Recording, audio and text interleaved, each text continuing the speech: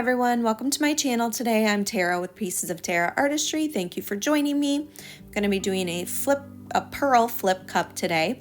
So that is my pearl recipe base coat. I'm going to come back to that in a minute after I talk you through how I'm layering this cup.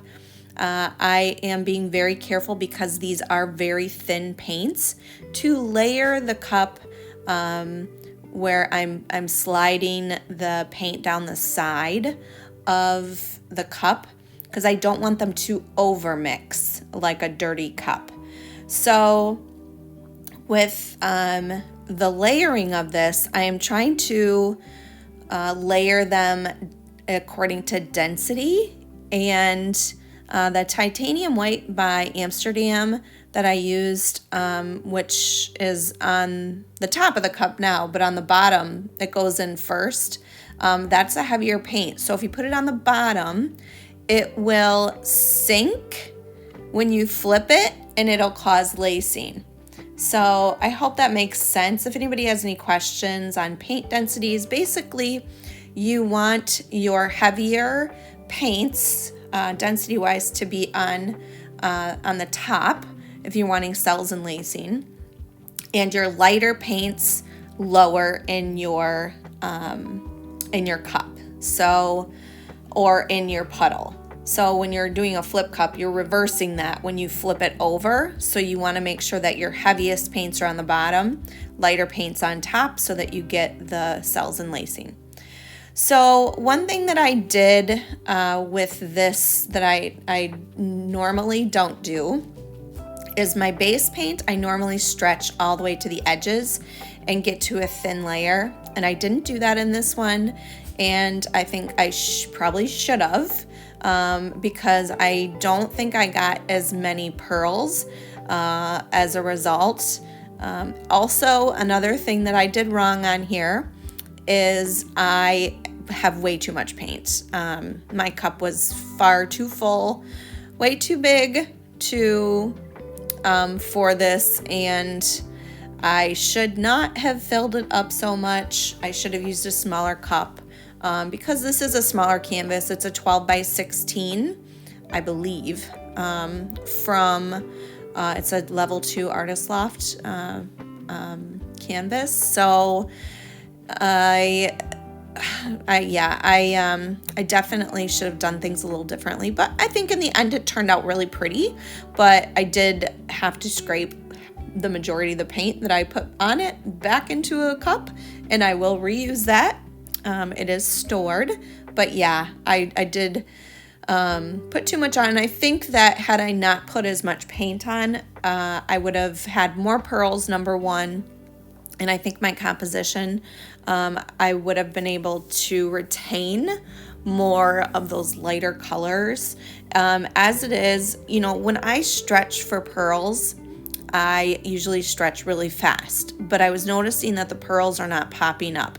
One of the reasons why the pearls are not popping through quickly is because my base paint, which is the pearl cell, was my scraped drips from a previous pour that I did not add in any more satin enamels to. So if you don't add more satin enamels, it is diluted with your puddle paints, with that the paint and then the Floetrol and GAC 800 mixture, and so you're diluting down your pearl recipe and making it less reactive. So I didn't get the reaction of the pearls that I normally do. And then here I still noticed the pearls weren't really popping through, and so I felt like I needed to get some more paint off, as well as I wasn't loving the composition on this one. It had way too much blue on that right section, and that needed to be stretched off a little bit more.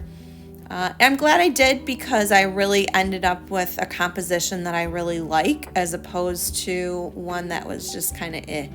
So I'm kind of seeing a landscape in this one. You guys will have to let me know what you think if you're seeing it as well. But I see kind of like a grassy area, and then kind of a cliff and then like shooting stars. I don't know. That's kind of what I'm seeing. I don't know. What do you guys see? Let me know in the comments below. So yeah, this I'm showing you this. This is a time lapse, and honestly, this you're not really seeing much pop through very quickly. But as it does sit for a while, it does pearl up a little bit more, and it ends up being better.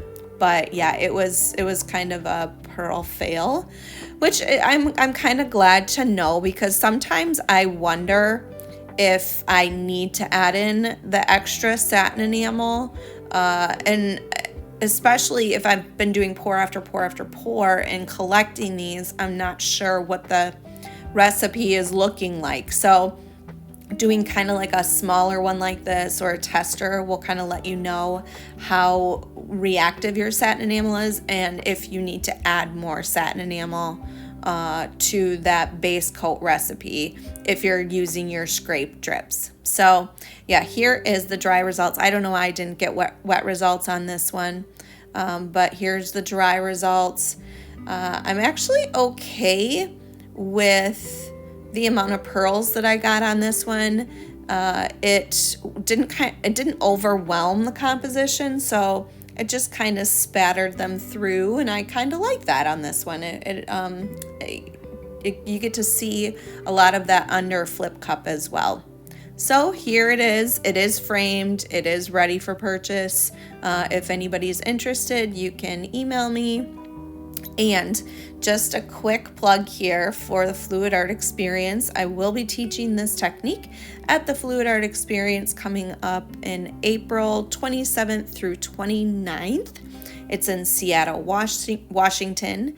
And if you go to www.fluidartexperience.com, you can get all the information that you need and purchase tickets and see all the classes that the artists will be offering. So I hope you guys can make it. It'd be great to meet you guys in person. Put faces to the names and the commenters that I really appreciate, and I really appreciate all of you. And if you like what you're seeing, please like, share, subscribe. Hit that notification bell so you're notified each time I do put out a new video. And I, again, appreciate you all, and I will see you on the next one. Bye, y'all.